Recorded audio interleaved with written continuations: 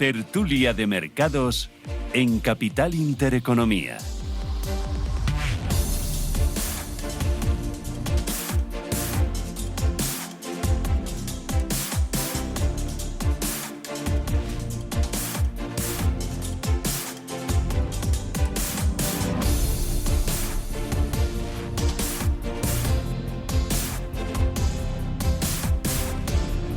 Y 15 minutos de la mañana, esto es Radio Intereconomía, Capital Intereconomía, y arranca tertulia de mercados financieros. Vamos a tomarle el pulso a los mercados, vamos a ver qué es lo que ha pasado este mes de agosto y sobre todo cuáles son las claves, las referencias, el tono, el sentimiento de cara a la recta final de este ejercicio. Para ello me acompaña Mariano Arenillas. Mariano, ¿qué tal? Buenos días. Buenos días. ¿Qué tal tus vacaciones? Las vacaciones estupendas. Sí, y aquí estamos de cuerpo presente ahora mismo, exclusivamente de cuerpo presente. Oye, os veo estupendos a los cuatro, ¿eh? Os han sentado muy bien las vacaciones. Bueno, sí. Efectivamente, el tener tiempo para dedicártelo a ti mismo y a tu familia te relaja mucho y incluso el cutis es buenísimo, el efecto que tiene. Es muy rentable, ¿no? Totalmente. ¿Dónde has estado este verano? ¿Qué has hecho? Yo soy de norte. Yo las temperaturas altas ya bastante tengo con tener que estar aquí en julio en Madrid y en agosto me voy a Santander. Bueno. Y la verdad es que ha hecho lo que se esperaba, sus 25 grados, de vez en cuando llueve, te tomas unas anchoitas que están buenísimas y paseas un poco, una maravilla. Para volver a empezar, Mariano Arenillas es responsable de DWS Iberia. Javier Villegas, ¿qué tal? Buenos días. ¿Qué tal, Susana? Buenos días. ¿Y tú por dónde has estado? Pues yo también por el norte. ¿Ah, yo he estado en Zarauz y en Santander y luego hemos hecho una incursión en Noruega. ¿Y qué tal Noruega? Pues la verdad es que es un país precioso. Sí, tiene unos paisajes espectaculares. Es un país muy organizado, muy avanzado, todo coches eléctricos o híbridos. ¿Sí? En las autopistas no te tienes que parar para pagar el peaje, todo va automático. Y la verdad es que es un país espectacular. Si alguno tiene la oportunidad, es un país muy bonito para visitar. Oye, ¿muy caro? Tomarte una cerveza o una Coca-Cola. Sí, es muy caro y eso que este año la corona noruega se ha depreciado frente al euro, entonces lo hemos podido coger con un poquito de descuento, pero aún así, tomarte una cerveza mínimo 10 euros y es caro. Pero bueno, merece la pena por el paisaje bonito. Javier Villegas es director general de Franklin Templeton. Me acompaña Fernando Fernández Bravo. Fernando, ¿qué tal? Buenos días. Muy buenos días, Susana. ¿Y tú por el norte? Bueno, porque te veo con poco color, lo digo por eso. Llevo una semana ya más o menos por aquí. Y bueno, yo pues nada, muy familiares. Estuve en Suiza con mis padres en montaña. Y luego con mis suegros en Italia. Mi suegro es italiano y pasan todo el verano allí. Y estábamos, bueno, pues también en montaña, pues donde se perdió Marco, en medio de los Apeninos. Lo bueno es que la playa está más o menos a 80 kilómetros, el Adriático. Y estuvimos también 3 o 4 días por allí. Pero bueno, muy montañero. A mí me gusta mucho la montaña. Oye, y muy caro, por ejemplo, Suiza, tomarte una cerveza. ¿Cuánto? Bueno, ahí no creo que llega un poco a los países nórdicos, pero bueno, tus 5 o 6 euros y pues, al final el franco suizo aquí ha pasado lo contrario. Aquí los descuentos los tenían los suizos viniendo a España. Claro. Pero bueno, también los paisajes son muy bonitos y se disfruta mucho. Bueno, Fernando Fernández Bravo es director de ventas institucionales en Invesco y me acompaña también Álvaro Antón. Álvaro, ¿qué tal? Buenos días. Muy buenos días. No digo nada de tu color. O sea, es provocativo total. Bueno, los gallegos ya sabes que somos nómadas y bueno, a mí personalmente sí me gusta el sol para quitarme la cara de ordenador de todo el año y coger esto. O sea, tu vuelta fuerzas. Y vuelta. Bueno, tampoco no hago horas de sol, lo que hago es muchas horas de mar y es lo que más me divierte. Bueno, ¿dónde has estado? En casa, en Galicia. En Coruña y luego lo que sí hacemos, como decía, como buen gallego, buenos nómadas, nos bajamos a Javea, que ahí no se habla del tiempo o del posible mal tiempo, solo se habla del calor. Ahí sí que hace mucho calor. Ahí Mariano sufriría un poco porque ahí sí hace calor todo el día. Bueno, y con tus chicas, ¿no? Y todo mujeres, por supuesto, mis 4 mujeres acompañándome siempre. Bueno, Álvaro Antón, Country Head para Iberia de Aberdeen. Oye, hacemos un poco balance de lo que ha sido agosto. Mariano, tú que llevas aquí más tiempo, cuéntame, porque estoy despistada total, estoy un poco a por uvas. Yo creo que el mes de agosto es el reflejo de lo que está ocurriendo a lo largo de todo el año, un mercado queriendo pensar que los bancos centrales podrían estar ya llegando a esa tasa terminal y que podríamos ver bajadas de tipos en un plazo inferior al año.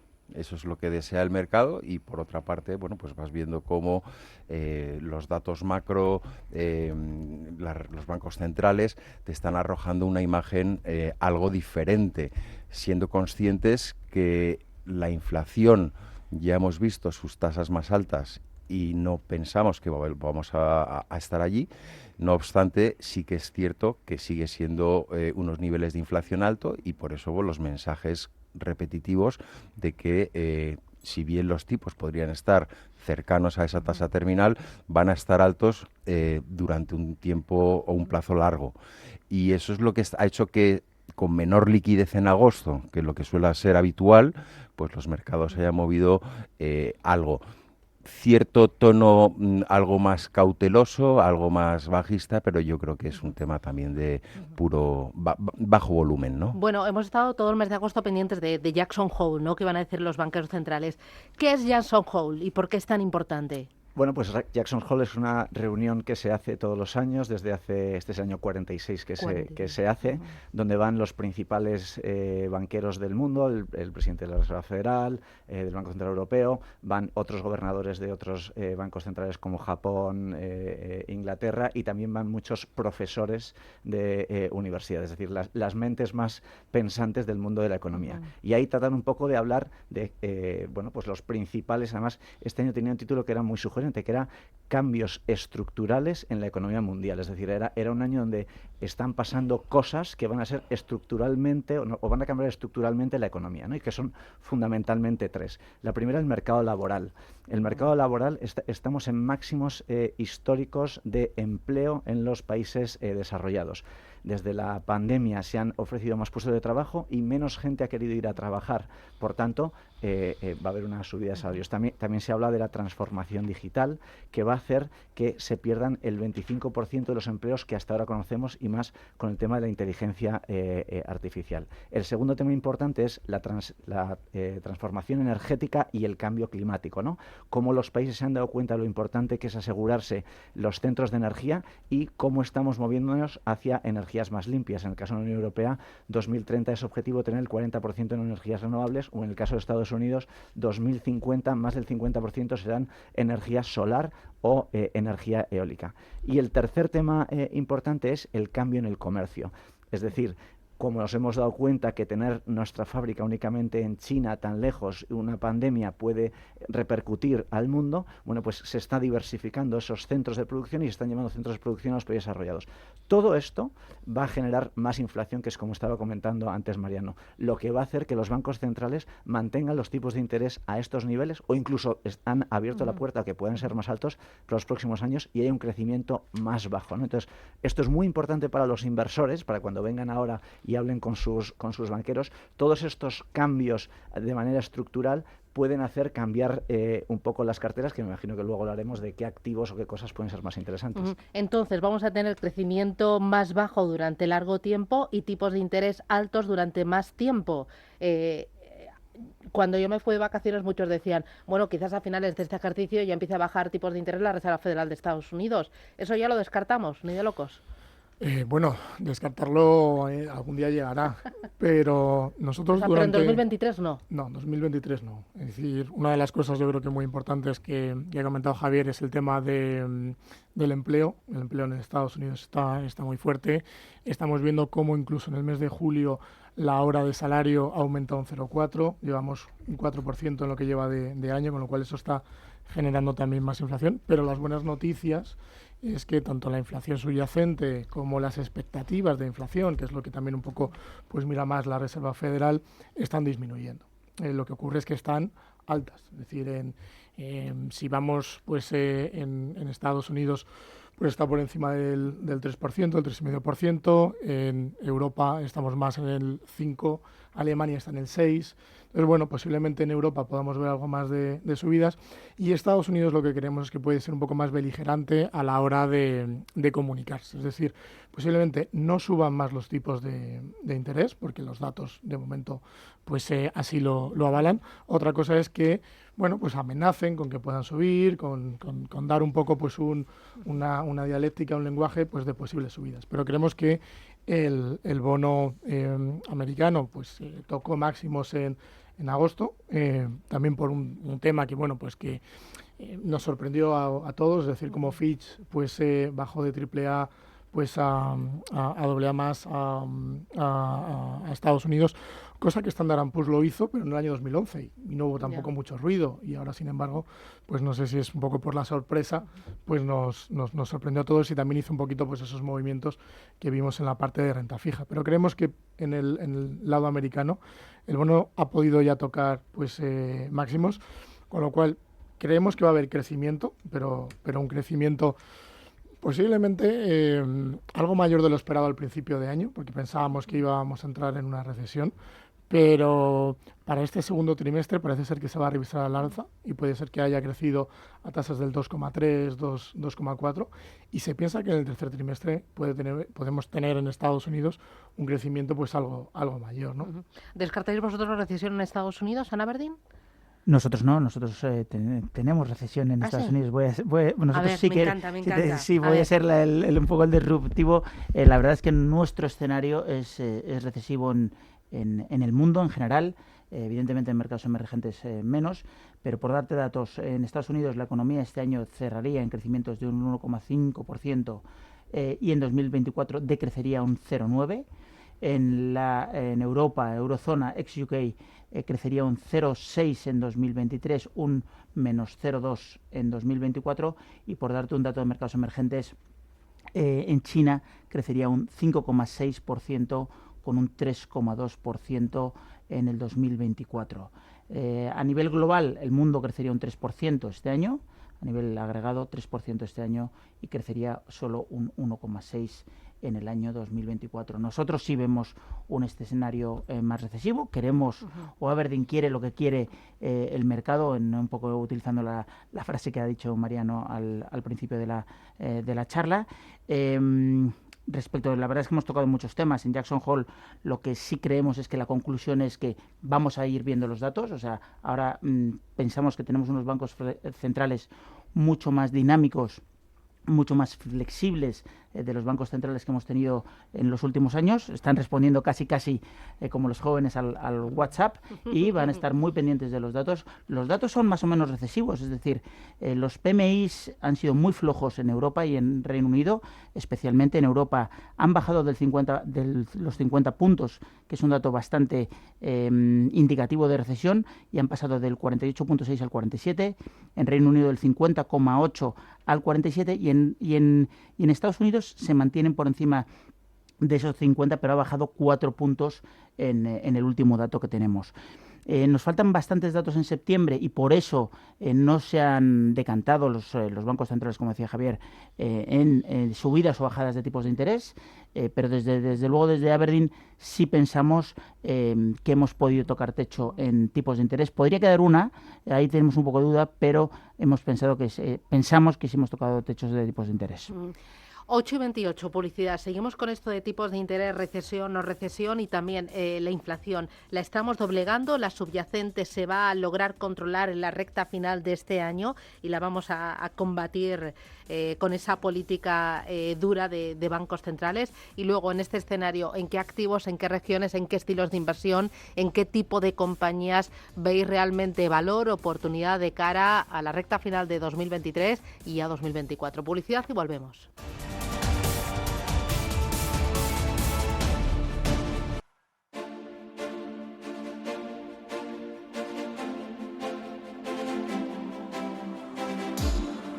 Tertulia de mercados en Capital Intereconomía.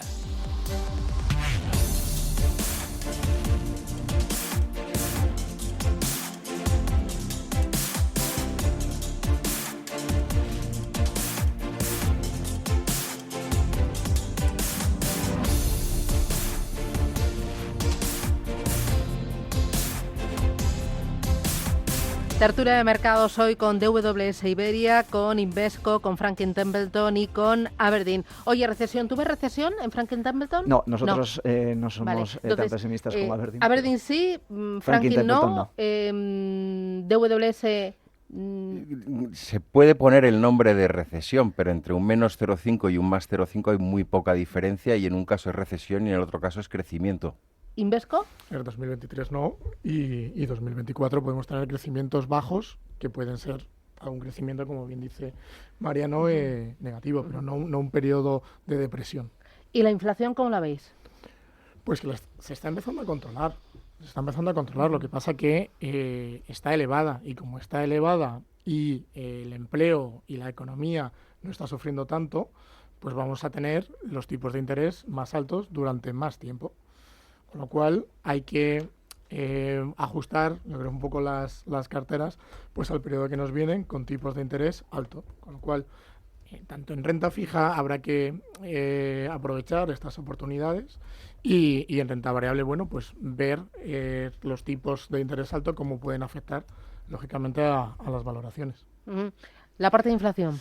A ver, en Jackson Hole se dedicaron a repetir constantemente que su objetivo es llevar la inflación al 2%, y no estamos ahí, como antes ha dicho Fernando muy bien. Está el 3,5% en Estados Unidos, está por encima del 5% en Europa, y hasta que lleguen a ese 2% no van a parar con las políticas monetarias restrictivas, y nosotros pensamos que a eso les queda tiempo todavía. Nos vamos a tener que acostumbrar a convivir con una inflación mayor, como bien ha comentado Mariano.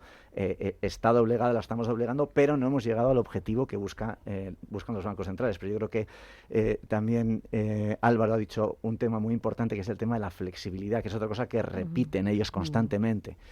Ellos van a ser flexibles, y si en un momento dado tienen que bajar los tipos, lo bajarán. Esa es la confianza que nos da a nosotros en Franklin Templeton, cómo están gestionando los bancos centrales la situación actual.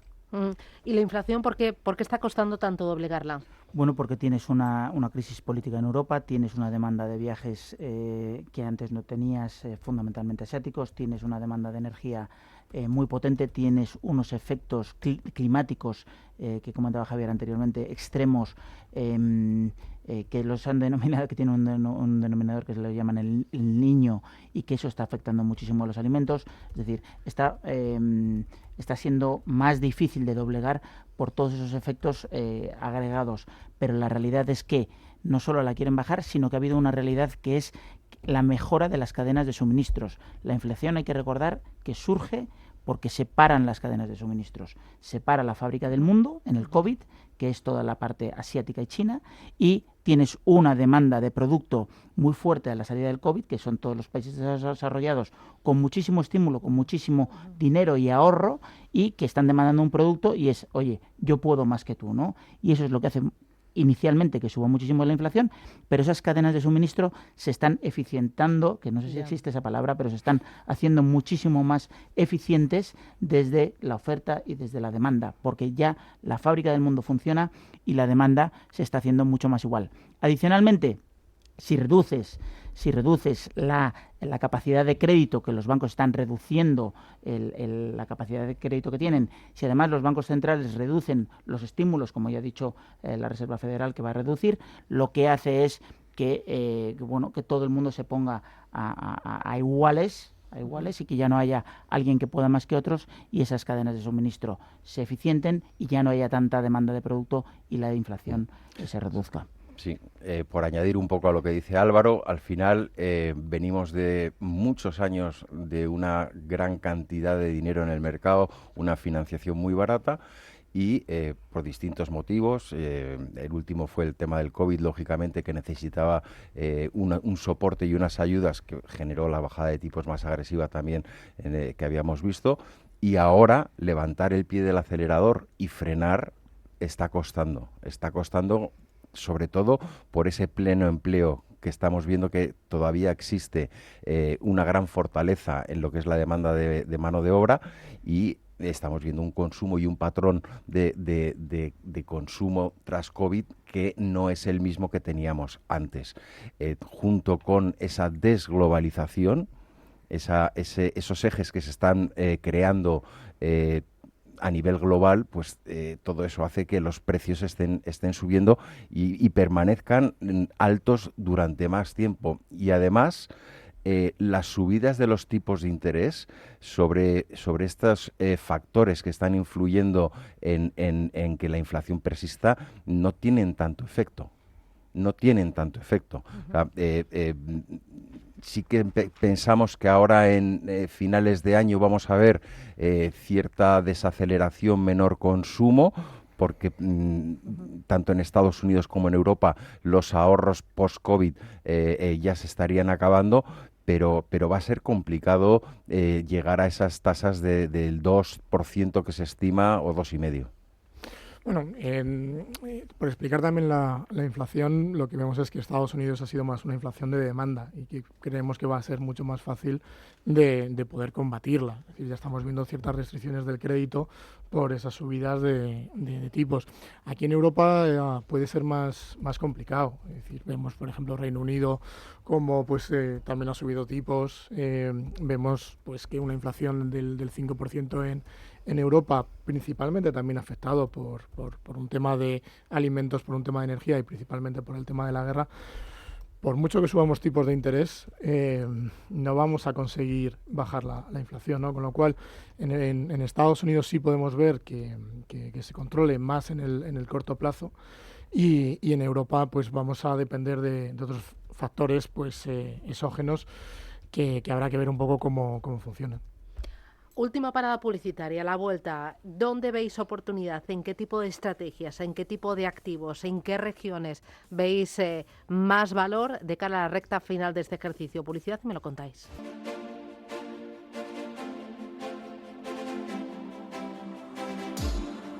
Tertulia de mercados en Capital Intereconomía.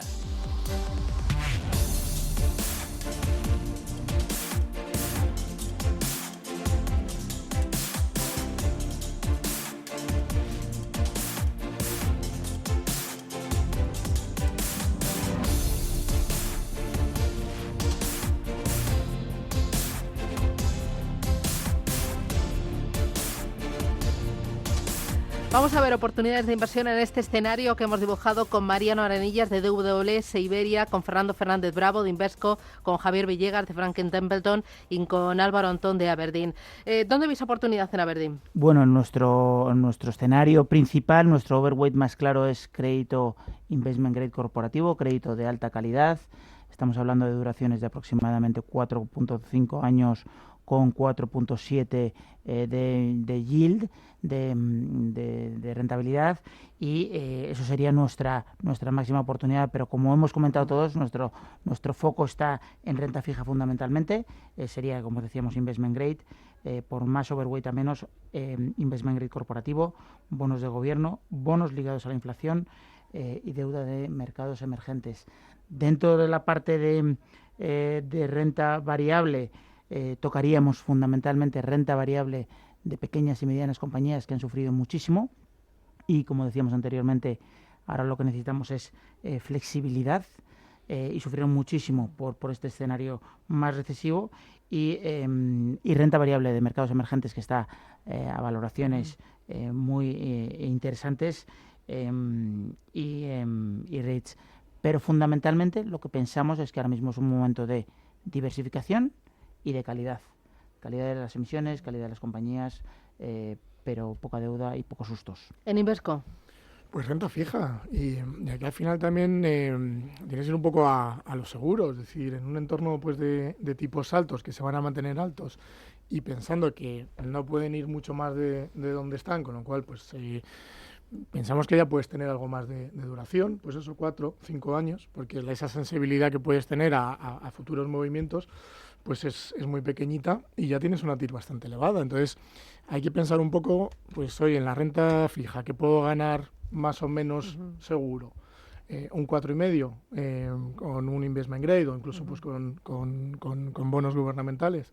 O en renta variable, que ya tienes unas valoraciones relativamente caras, tanto en Estados Unidos como Europa, que puedes ganar un 10, pero puedes perder un 10. Entonces, muchas veces ante eso dices, pues mira, pues más vale pájaro y me quedo pues con la renta fija y con un yield pues más o menos seguro que se puede mantener en los próximos años, ¿no? Con lo cual nos centramos aquí más en Europa, en crédito, en duraciones pues 4 o 5 años y mayor calidad.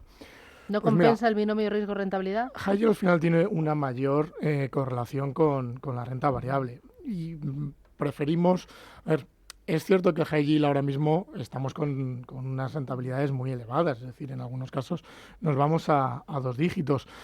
Pero bueno, en un entorno de mayores tipos de interés, de mayor restricción en el crédito, bueno, seguramente hay nombres muy buenos y habrá que ser pues muy selectivos, pero si hablamos un poco siendo generalistas, pues preferimos estar en duraciones, pues como digo, pues más de 4 o 5 años y teniendo pues un triple B o una menos. ¿En DWS? En DWS, ahora mismo nuestro objetivo es intentar conseguir a 12 meses una rentabilidad entre un 5 y un 6. Pensamos que un 5 y un 6 se puede obtener con cierta tranquilidad. Ahora, si estamos hablando de esas oportunidades, las oportunidades implican más riesgo. Entonces, nosotros esas oportunidades ahora mismo, esa parte táctica agresiva, la estaríamos reduciendo a máximo un 10% de la cartera. ¿Porque estáis prudentes? ¿No os fiáis o qué? Bueno, nosotros esperamos ese entorno recesivo. Vale. ¿No? Recesivo bajo crecimiento, menos 0,5. Las economías han aguantado mucho, todavía los efectos de las subidas de los tipos de interés no se están dejando sentir tanto en la economía real y pensamos que eso tiene que llegar y probablemente pues lo veamos, si no es en este último trimestre del año, será en el primer trimestre del próximo y tenemos que posicionar las carteras para ese escenario. Luego ya empezaremos a descontar temas más positivos, pero mientras tanto nosotros ahora mismo si tenemos un posicionamiento conservador, que es sobreponderar la renta fija y tener plazos cortos, plazos de 2 años principalmente, o no tener riesgo de tipos de interés mediante la inversión en bonos flotantes.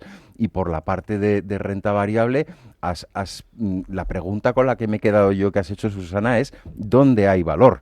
Que es diferente de dónde vemos crecimiento.